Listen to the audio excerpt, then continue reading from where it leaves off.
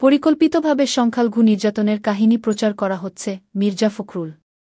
বাংলাদেশের ছাত্রজনতার ত্যাগ, বিপ্লব ও স্বাধীনতাকে নস্যাৎ করতে পরিকল্পিতভাবে দেশি ও বিদেশি চক্র সংখ্যালঘু নির্যাতনের কাহিনী প্রচার করছে বলে মন্তব্য করেছেন বিএনপি মহাসচিব মির্জা ফখরুল ইসলাম আলমগীর। বললেন, সীমান্তে কিছু লোক একত্রিত করে, যাদের হাতে কোনো ব্যাগ নেই, স্ত্রী সন্তান নেই, তাদেরকে দিয়ে পতিত শাসক গোষ্ঠীর লোকেরা নাটক সাজিয়ে প্রচারণা চালাচ্ছে। বুধবার ১৪ আগস্ট সকালে নিজ জেলা ঠাকুরগাঁও কালীবাড়ি বাসভবনে সাংবাদিকদের সাথে মতবিনিময়কালে তিনি এমন মন্তব্য করেন।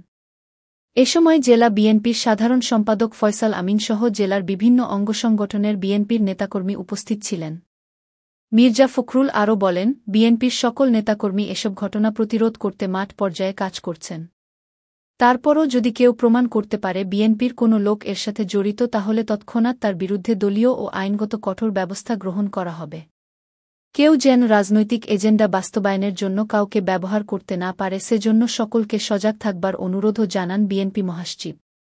সেই সঙ্গে কারও দ্বারা প্রভাবিত না হয়ে এবং গুজবে কান না দেয়ার অনুরোধ জানান মির্জা ফখরুল। বৈঠক ও সন্ত্রাসী হামলায় অগ্নিসংযোগে ক্ষতিগ্রস্ত বিএনপি কার্যালয় পরিদর্শন শেষে রংপুরের উদ্দেশ্যে রওনা দেন বিএনপি মহাসচিব।